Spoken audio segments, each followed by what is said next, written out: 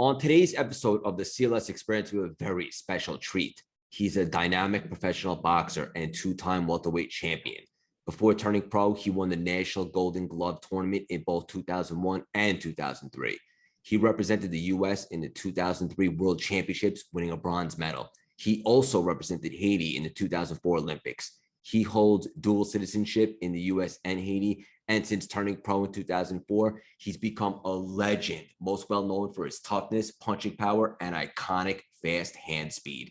He's since reinvented himself and become a multifaceted entrepreneur and businessman, and he's just a juggernaut in all facets of life and a terrific human being. He's showcasing to the boxing world that your second act can be just as successful as your first. Please welcome the exciting, gritty, optimistic, and trailblazing rock star, boxer, entrepreneur hybrid, the electric Andre Berto. How you doing, Andre? Great intro, my man. What's going on? That was a mean intro. I need that script, bro. You feeling good? Feeling elevated? Everything's great, man. Everything is elevated. I just, every day I wake up, man, I'm grateful. So, Yeah. I love the mentality. And we were talking, we probably could have went for an hour before we hit record, but obviously we got to save some of the juicy stuff for the show. Similar mindsets. We have a couple of mutual friends. I'm excited. And for the audience listening, in case you're living under a rock and you're not familiar with Andre, go check out his website, his social media, all the cool, exciting things he's got going on. Watch his fights and so forth. What I think is most valuable today to the audience is we just have an unbelievable conversation. But before we dive in, we're going to get a little weird. You ready for me? Okay. Andre, what is your superpower? What's my superpower? Wow. Nobody's ever asked me that. Let's go. Jeez, now you got me thinking. My superpower is maybe just being relentless. Being relentless, I believe, is my superpower because it's absolutely a superpower. Yeah, I think it's my superpower. Doesn't matter what the situation is. Doesn't matter, what season it is.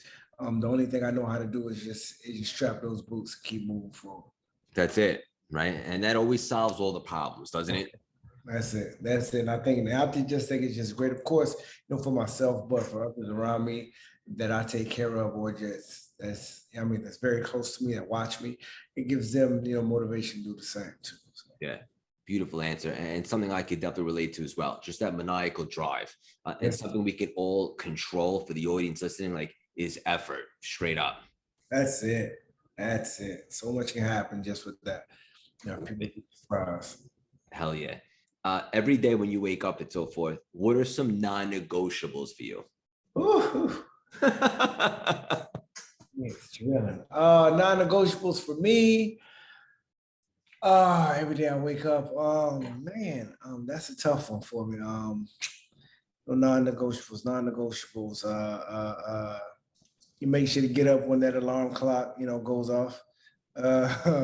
Make sure to stick to the script of my of the task I have to handle that day, and not getting drifted off and being distracted. Because I believe that in myself, I've always been in that position as well. That I, my father always used to tell me that procrastination is one of the killers of just your dreams and ambitions, period. So I've always been very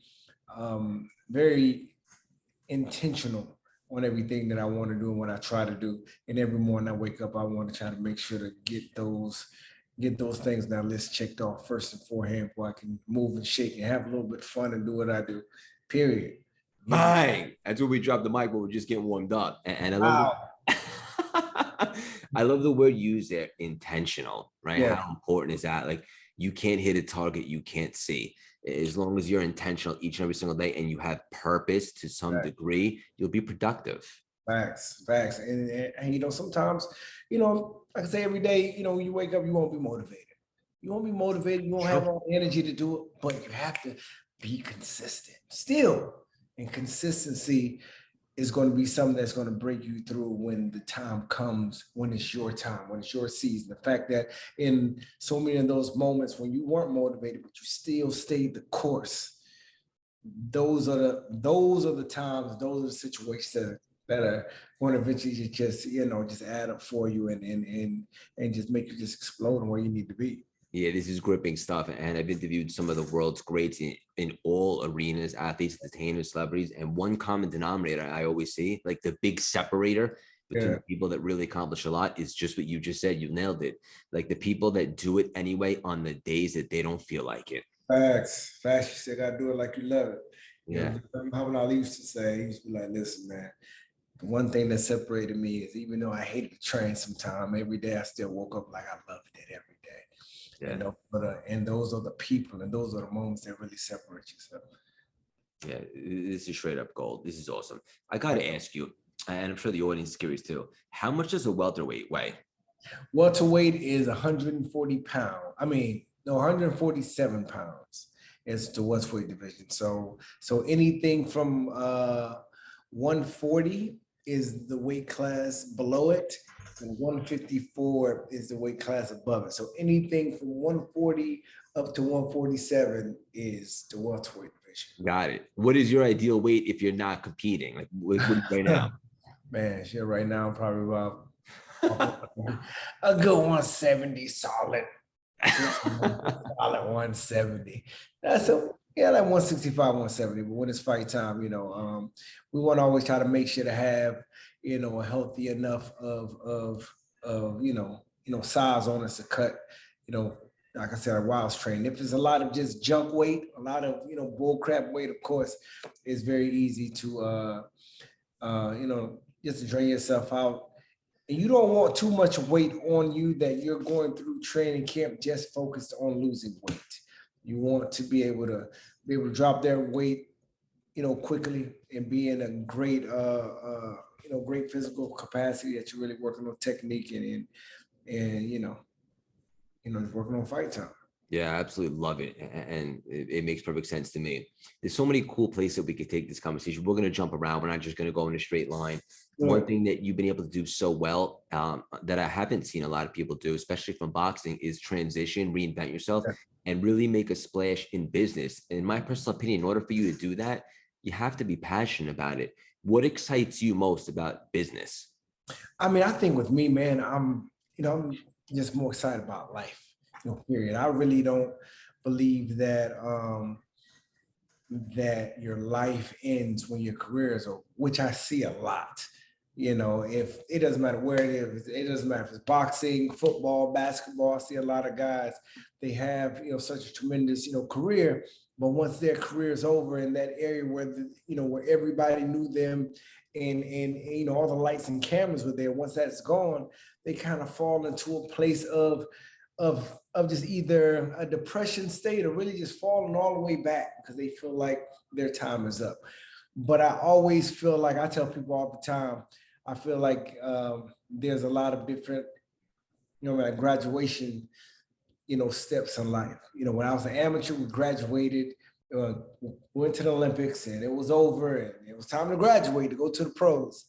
Went to the pros and, like I said, we dominated, won multiple world championships, fought on the biggest stage, like in the game fighting Floyd Mayweather. And it was time to graduate again. Yeah. It was time to graduate again. So I believe that this gift that we have, it just doesn't stop, man. We just have to keep our foot on the pedal, man. Of course, I love business. This is something that I've always kind of been into, I've always tapped into, but now I got a chance to really dive into it, like I really want to dive into it. And I think just like you said now, man, I'm in a position now that I can show a lot of these guys how to do the same. Because for me, it's like a rinse and repeat situation. Everything that we did in the fight game, all the hard training, all the videos that we used to watch of our opponents, our coaches that we had to prepare us for the fight, it's all the same. Same thing in business. Find out what you want to do. Find a mentor, a coach to get you, lined up and put in the work.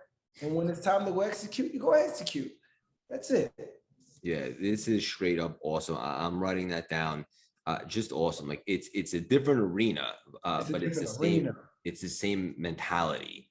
Same mentality, different arena. Exactly. Yeah, you nailed it, brother. This is awesome. And like, I've interviewed some of the biggest athletes in each sport, and one thing a lot of people are challenged with, not everyone struggles with it, but like when you take that uniform off, like you're still a human being, like you're still a person, still Andre Berto, right? You're more than just a boxer. That's just something that you did, so to speak. And a lot of people have trouble finding who that is after the lights are off, so to speak. Definitely. And then it's going to cause you to, it's really going to cause you to really try to humble yourself down so you can listen, so you can make that pivot and allow yourself to make that pivot, because I believe I know a lot of guys really want to make that pivot into a lot of different other areas, but the mentality and the focus of who they were and what people think, really stops them doing that. And 9 times out of 10, you know what happens? They go broke, still trying to live up to those expectations of who they are, or they just find themselves in a real dark place. So, like I said, I think the best thing to do is to really try to humble yourself down a little bit, learn, continue being a student, learn, and just be excited for the next chapters. That's it. Yeah, and I know, like, correct me if I'm wrong, with boxing compared to other sports, they don't have a union, They don't have any. so you can't really protect your assets. You did your research. Preparation breeds confidence. Man, let's not tell people all the time too. The same deal, man. Boxing doesn't have a union, so you have to, you really have to try to protect yourself and try to put a great team around you. It's almost like, I say 9 times out of 10, these kids are coming from the inner city with great skills. Just even myself, I grew up in my police athletic league, going to the gym. It was right in the hood. But it was something else I wanted to do because I loved it. As soon as I started to hone those skills, I really started getting really, really good at it. But just imagine just taking a kid that's from the ghetto, or just taking a kid from the inner city and just placing them into a ring, so they can fight and, of course, display their skills, and give them a check for 100 grand, 200 grand, 300, $1 million, and and they just have to decide on what they're going to do with it. They're used to having nothing. They're going to spend it up crazy with no education, no financial literacy at all on how to, how to handle those situations. And boxing doesn't put those things in place for you at all. Yeah, and what's crazy, but also kind of simple, right? Like, just like you want to be a professional boxer at the highest level, like you have coaches and trainers, or like I run marathons or whatever the case would be. Like, if you want to be successful in business, you can seek out mentorship, someone that can guide you. People don't realize like that's an option. For sure, but that's what you have to be the type of person that really seeks. Yeah. You know what I mean? Like, once I came to the, like I say, towards the end of my career, I was seeking for, for that next thing. Cause that's me. Okay, what's next? I took this over. We had a blast. I went to the top of this game. What's next? What's next? That's the mindset. What's next? Yeah. And in order for me to be in that space, it was very foreign to me. Of course, I have a lot of great friends in the space that are huge, but it was still foreign to me to a sense. So I had to go seek. I had to sit in these masterminds. I had to spend, weeks and hours, getting these courses, watching them. I had to put in the work. Same thing when it's fight time. I had to put in the work, period. If it's something that you want to do, something that you want to transition to, it doesn't matter if it's real estate or having a podcast or this, is that, just do the work. You know what I mean? I had to call my friend the other day. He was telling me how he's been trying to make the transition towards the real estate space. He's like, man, but this is tough, man. And I'm trying to figure it out and da-da-da. I'm like, listen, if, say your manager calls you right now and tell you that you have a fight coming up, it's about, probably 2-3 months, you're automatically going to know what to do. You're going to set your camp up. You're going to get to work. Intentional. It's intentional. It's going to be like you're sleepwalking. You're just going. Same thing with this, man. It took you almost 18, 19, 20 years to even get to that point. You know what I mean? You're just getting into this space. You know what I mean? You just need to put in that work, the same deal. Yeah, this is awesome. Only negative I got going on is we don't have 10 hours to chat. You mentioned briefly Mayweather. Yes. Everybody knows Floyd. Right. Everyone knows that you fought him. I'm sure that was a great experience, Yep. and a nice payday, so to speak. But I heard you talking somewhere because number one, I'm a fan. And number two, obviously, I wanted to show this conversation the respect it deserves. And I heard you mention like it was a little bit underwhelming just for the simple fact that like you're a contact fighter, like you like to mix it Yeah. up. And Floyd Yeah. was tapping you with these little shots that don't necessarily Yeah. hurt, but they get points. It's a little bit frustrating, Yeah. right? Yeah, a little frustrating. I mean, just me going through that training camp for for probably 3 months. Shit, it was 4 months. Just preparing to go to war. And that's just how I fight. I'm very I'm a contact type of guy. I love to feel my opponents, like I said, when I punch them. But I kind of knew it was going to be a different situation. And that's what he does. He talks, and just to hype it up, like he's gonna stand there and bang with you all night, and and then come and knock you out, blase. But as soon as you have somebody else that's standing across the ring that you can see in their eyes, they're coming to fight. You know what I mean? So it was a whole different situation. Of course, Yeah. he moved. That was probably the cleanest I've ever been walking out of a fight. Like I got to a point where, like, when I remember when I was walking out the ring, I'm like, I felt like I just really just went to the gym and worked out. You know what I mean? It felt like like I said, like certain rounds in between certain rounds, I'm like, did I hit him or did he hit me? Like what? Yeah, like it was that type of situation, man. It's funny. It's crazy. But he does have a nasty defense. Of course. Great, man. Like I said, he's definitely elusive. Very elusive, great defense. Definitely probably the best defensive fighter I've ever fought, for sure. And probably one of the reasons why he lasted so long is because he doesn't really get hit. For sure. I mean, that's his motto for sure. We don't get paid for overtime in there. So if he can go in there, move around and do some couple of little taps and get a big paycheck and walk out. He's good. He's been doing it for a long time, man. Yeah. He has he's still in great shape. He has all his faculties, and that's the goal, to be able to get out this game with everything that you have, and of course, make sure you keep all your money. Yeah, that's it. And obviously your health. Fighting to me is so interesting and fascinating. I've always been fascinated with it since I was growing up. And what I think is so cool is what a lot of people don't even realize. Like you could have this big, tough, like jock, whatever the case may be, like looks like a tough guy. But at the end of the day, like no matter how tough you are, fighting is a technique, right? Like if you have technique, you could put anybody to sleep. Skills. It's funny you say that. I got a good friend of mine. We go back and forth every day. He sends me videos of just big guys on the street, or just big guys like big weightlifters. They're getting into these street fights. Like he finds them on Instagram, I guess. He just shows them trying to, and it just does not matter how big you are. If you ain't got the right technique, if you don't have those skills put in place, you will get knocked out. I don't care how big you are. You know what I mean? Like, and that's one thing that kind of really brought me into the game, pretty strong. And I went to the boxing gym with my dad. Of course, he was an MMA guy, back in the day. Did he fight in UFC 4? He did. Awesome. He did, man. So just growing up, just me seeing him travel to Japan and do that whole deal, and just excited, like I said, when like UFC came to the States, but just just growing up, I was always a tough kid. Like I said, just very strong. Every time, my dad would punish us, it was 500 push-ups, 500 squats before you go to school. So we were like jacked, And he took me to the boxing gym with him one day. They threw me in the ring with some little fat kid. I'm like, oh, kid, I'm about to beat the hell out of this kid.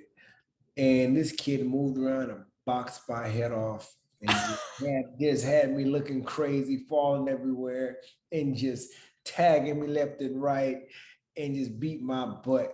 I was like, and I was just so astonished on how he did it. I'm like, how? And that's when it hooked me. I said, okay, I got to figure this out. Look at this kid. This kid looks crazy. He's got finished beating my ass. I don't know what happened, but I need to figure it out. That's awesome. He was skilled, obviously. Road, yeah. Of course, he's been boxing for a while, and of course, it's my first day in there, so they just wanted to put me in there with a bigger kid, and like I say, very skilled, man. Yeah, you're awesome, and I know that you had a bit of an obsession with fighting guys who talked a lot of smack, right? Like you'd love to Yeah, see yourself beating the confidence I out of love that. it. Like you get a little high off that. Why was that? I love it, man, because I grew up a little different, bro. I grew up, of course, my father was a very tough, hard nosed type of guy. He didn't take too much of trash at all. He wanted to always, implement the hard work, ethic in us. And plus, them being, from Haiti as well, just their upbringing and just how we were raised with, it was very tough. So, so just me being in that ring with a lot of these guys, I just know that they didn't go through a lot of things that I had to go through growing up. So I used to get a high off of competing with some of the toughest, the biggest trash talkers. I used to love it because I know you're gonna be locked in the ring with me tomorrow, and and and it's gonna be something different. It's gonna be a different situation for you because when I hit you, I'm gonna hit you over and over and over again and over again. That confidence that I used to see when I see a lot of guys at press conferences, and even when they hop into the ring at first, very confident. But as soon as you hit them, you continue to see little chinks in their armor, and that's one thing that used to just give me just more energy, being able to see a tough guy, you know, just wither away a little bit and just really feel like I'm taking something out of them. Just Like taking his soul. I'm really taking a toll and taking a manhood out of them. It's almost like seeing a guy come in there confident and probably 2 or 3, 4 rounds later, see his face change and just see, all these different things about him change up to very confident to very worried. You know what I mean? And Yeah, we call that snatching his soul. yeah, for sure. I used to love it. I was a little savage back in the day. I could see you lighting up right now. Yeah, Yeah, yeah, I used to love it, man. yeah. Have you ever been knocked out? Not really, right? Oh, we're not gonna make sure that don't happen. Based upon what I've seen, and I'm not an expert, but like when you get knocked out, it changes you forever. Oh, for sure, for sure. Like I said, I'm glad I haven't never been in a place to be out Yeah, like that. But just me just taking my first loss, man, it was tough because like I said, I grew up extremely confident, extremely strong, competitive. Yeah. very competitive, and even at the first my first loss, it was like I said, it was, I was the guy. I was the young hot star in the whole fight Right. game. Yeah. And I was supposed to be fighting Mayweather back then. Oh, Right after really? right after that fight. That fight wasn't even supposed to happen. That fight was going to be me and Floyd. They threw that fight in front of me. Of course, just me being young and arrogant. I didn't train for it. I was upset that they just threw another fight in there for me. I didn't train like I was supposed to, and this kid came in there 110%. He came in there, we went to war, and of course he came out with the win, and it was everywhere. It was big, but it was everywhere. I couldn't go. I was just embarrassed. I was embarrassed. I covered myself up going to the airport, Really? going home. It was on Sports Center, newspapers at home. I just locked myself in the house, and it got to a point that I wanted to be away. I didn't want anybody to even recognize me. I flew to Bali for like 3, 4 weeks. Boom. Yeah. I just had. This is deep stuff, and this is universal, right? Because Yeah, for sure. anybody listening to the show right now has dealt with something like that in some capacity. For sure. How do So you I get through think, that? yeah, so I think, I'm glad the situation happened now, of course, because there was a battle that I had to fight, from that point on, coming back up, from that, because I've seen so many fighters of that happening to, and they just can't come back because now it's a mental game. Yep. It's a complete mental game now. Some of the toughest guys that I know I could smash, I was worried about just getting back in there with, like people like Ronda Rousey or, some of these other people that were so dominant. As soon as they take that first loss, it almost just rips them apart. You know what I mean? It's very, very, very tough to come back, especially for the like the more dominant guys, the more dominant ones. It's very tough because once you get that broken, it's you know, you kind of almost feel like your superpower has been taken away. Like I'm regular, like everybody else. Like it's crazy.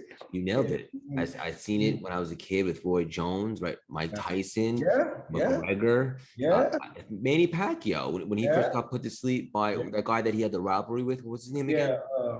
Marquez. Yeah. He was never quite the same. Like just like his aura was a little different. Aura is different. Like I say, I keep saying Ronda Rousey as well because when she got first loss, I remember seeing her. I'm watching the fight with her coming back. And I'm seeing her walk to the ring. I'm telling all my brothers, I'm like, yeah. I said, she ain't got it tonight. I said, something's gonna happen tonight. She's like, why do you say that? I'm like, because I know. You know, and it's almost like you're walking back. Like you're walking back somewhere where you had one of your most terrible nightmares of walking into a ring and thinking that it may happen again. You know, to be able to be in that place, you have to be that's a very vulnerable place to be in that ring with millions of people watching and to be beat up or to be knocked out like that. And now I'm going to put my shoes on and put my gloves on and try to do it again. Not too many people can walk back in that nightmare and just hopefully that it doesn't happen again. Yeah. So when I seen Ronda do it, as soon as I seen the girl hit her twice, I knew what was going through her mind. She says, oh my God, this is happening again. And once you get into that mindset, once you panic, it's over. It's over. Yeah. It's over. And I think that's something, of course, I had to, come back to as well. I had to really like drill myself, in training camp and like I said, when it comes to fight time, other times when it felt like it was going to go easy and I just want to go out there, have fun, the confidence of knowing that everybody is coming to see me. They're coming to see me finish this guy. I got to make it look good. Two, and hopefully this nightmare doesn't happen. Hopefully I can break through. And when it comes to situations like that, you have to just continue showing up. Nothing's going to help until you just continue showing up. And that's what I did. And I think I've been one of the guys that people have got a chance to see because I grew up on, of course, in front of everybody, in this fight game. So they were able to see me battle and go through that and get back to the top like I needed to. But I knew I had to keep showing up. Hell yeah, this is awesome. This is getting me all jazzed up. Yeah, this is exciting. Great. No, but this is great because we're talking about boxing right now, but are we really think this is applicable and universal for anybody in any arena, so to speak? Right. Oh yeah, of course. I mean, of course, in just in life period. That's why I love boxing. That's why I love the fight game. Because to me, coincides to life. It coincides to life for me. The any and everything. And just like this situation we're talking about. Anything that happens in your life that puts you on your back or that gives you that type of fear because you feel like, you've been defeated, keep showing up. Keep showing up. You know what I mean? You have to keep showing up. Sooner or later, the devil or the universe, something's going to continue just to part ways because they're going to be like, okay, this kid isn't, he just going to keep showing up. Like we just have to let him get it. You just have to continue being consistent and being intentional and just getting it done regardless, period. A couple of years back, I got really into running and I run marathons. And why I love running so much is because of how mental it is. And for me, it's such a metaphor for life, right? If you can just understand and learn how to combat that voice in your head, then you're really available for all the abundance out there. You become a vibrational match for all the good that life has to offer. But you have to be available for that. And I love I was never professional. So for me, this is my arena, aside from business and so forth, but I'm getting the feelings as you talk about it. Like it's similar. It's a metaphor for life. That's it. That's a metaphor for life, man. Like I said, man, everything out here, of course it's physical, but it's mental. Like I said, it's it's a mental game. Anything you want out here, man, you just got to put your feet down and go get it and be consistent at doing it. That's it. Consistency is another superpower. That's it, man. That's it. when you were 21 years old, you made your first million. What was Yeah, that like? yeah, And yeah. how much did you throw away? I mean, just I was very fortunate that of course going to the 2004 games and just being the top, kid coming out. Um, when it comes to the standards of having a professional style, of course, my guy, Andre Ward, he won the gold medal that year, but a lot of, other promoters, they were after me because they knew I had more professional style. You know what I mean? I really, like to sit down on my shots and like this. And like I said, I think they knew that I was gonna make the transition quite easily. So yeah, man, I got that million, early. I ended up signing with some of the top guys, HBO and my manager Al Heyman, and they took care of me early. But of course, me being, from where I'm from, I believe that helped me because I didn't throw it all away. That's the crazy thing about it. My thing was being where I was from, how I was raised, and knowing that my parents are two, like immigrants from Haiti, and understanding my circumstance.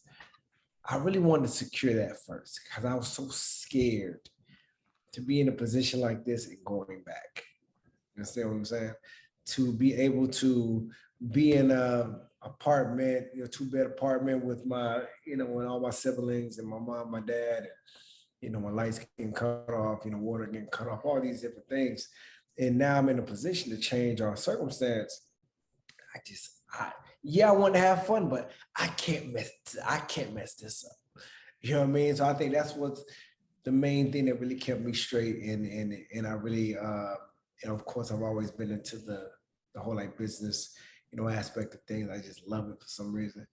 And I knew that boxing didn't have a union. I knew boxing didn't have any type of structure for you financially. And I was fortunate to grow up with, good friend, Tracy McGrady at the time. T-Mac. Yeah, my man Mac, man. We grew up together. And every time he used to come in town, and of course he kept track of me. And every time he came in town, and he came in town with his whole team, his business managers, accountants, I was like a sponge. I wanted to sit down with them and talk. They was like, "Wow, like such." I don't get it. Like these guys, like you really like sitting down and talk. I said, "Yeah, because I can't mess this up." So I used to just sit down with them, for hours, man, and just. And my thing was coming out of the Olympics, I wanted to craft my situation like an NBA player or maybe a football player, So I put a team around me as soon as I came out of the Olympic Games. So me and Tracy, we had pretty much the same team around us to make sure just financially I was put together. Yeah, so important. This is Yeah. awesome. Yeah. And also something I heard that you say, which is so cool and so true. Boxing and business are very similar in that it takes focus and discipline. Of course, a lot of folks in discipline, man. I mean, Yeah. I said in the fight game, you gotta be extremely focused, or you can get your head knocked off.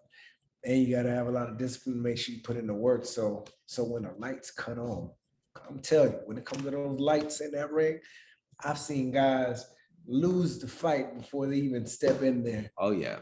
Because it can cripple you, you're not prepared, or just mentally not put together. So the same thing with business, man. Me myself, I speak to a lot of different teams. A lot of different teams reach out to have me to come out and speak to their sales team, and it's just the fact of really just trying to employ and just to try to continue to have that championship mindset. Same deal. You have a great team here. Make sure you guys continue to do the right thing together. Make sure that game plan's put together right. Be focused because it's time to execute soon. It's almost fight time. That's why I talk to them. I'm like, it's almost fight time. Almost fight time. So that's it. Yeah, love it all. I want to acknowledge you for something, brother. Your network is very impressive. Your Rolodex is heavy, Andre. How important is that to you? Man, it's heavy, man. Relationships, your network is your network. So true. And man, I got a heavy one, man. I got a heavy one, man. I was fortunate to be able to meet a lot of people that really like gravitated towards me, man, and you know, they really just took me in and just loved me. You have a really good energy about you. So Yeah. I'm not surprised a lot of people gravitate towards you and want to spend time with you. Thanks, you know, appreciate it, man. But it's like, you know, from all different spectrums. If it's shit. I mean, I'm the connector almost, you know. So whoever you want to talk to, if it's entertainment, if it's athletes, if it's entrepreneurs, yeah, I mean, I know pretty much everybody. And I pretty much got dove into that, you know, early in my career. You know, my man Damon Dash and Jay-Z, they seen me when I was 16, 17 years old. I won a tournament in New York, I believe, and they just they they just gravitated toward me. And they just started, you know, they started taking me everywhere with them and, you know, flying me up to New York and, you know, and of course, just being who they are, like I said, everybody was in the room. So, and they put a lot of light on me. They, you know, when I first signed my first contract, they were my co-promoters. So if they see Jay-Z, Damon Dash, and the whole Rockefeller family in the house, It's a good look. man, everybody else is coming too. So I got to get a lot of love. Hell yeah. Yeah. You are connected. Yeah, Switching gears for a second and then we'll land the plane. Canelo, I would say probably the biggest star in boxing right now. Is he that good or is the competition kind of light or a little bit of both? No, I believe he's that good. You know, he's definitely, you know, he's a pit bull, man. Stud. He came a long way from, you know, from what we seen him, you know, back in the day, you know, fighting Shane Mosley and those types. Like he's definitely been, you know, coming, you know, like I say, into his own. He's strong, he's fast, great skills, you know, has great fundamentals. Now he's definitely the full package. Yeah. Is he the biggest star in boxing today, you think? Yeah. Yeah, he's the biggest boxer right now. You got a few guys that are coming up. We got you know, Gervonta Tank Davis. That's a huge draw right now, and he's still very, very, very young. They see him being the next, you know, Mayweather. You know, like I say, to a sense when it comes to his star power.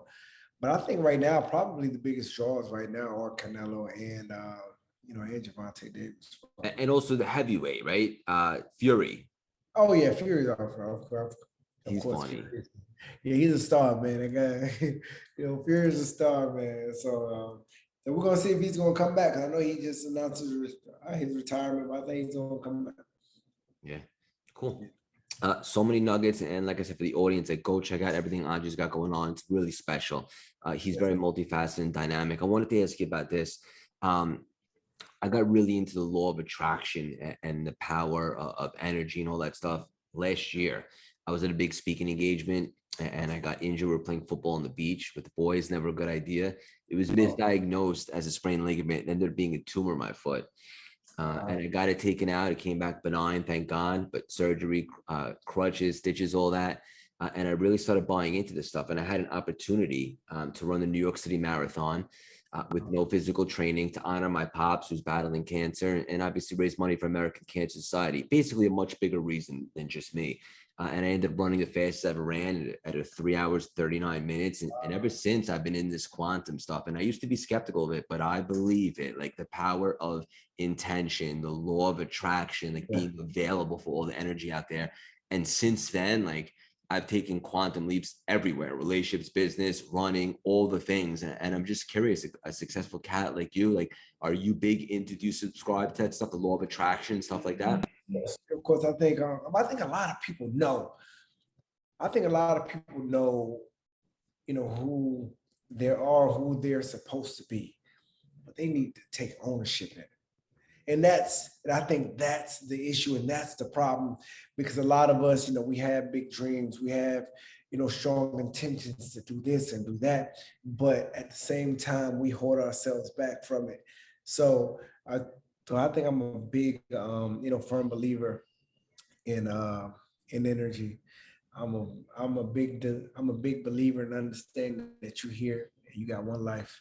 You better put your feet to the pavement and make it happen. I mean, what else can happen? Just try to do it to get it done. I mean, If you fail, you fail. But just the fact that you went out there and tried to get it done, I think that's the main thing. Yeah, that's so valuable. And like associate pleasure to taking the shot, right?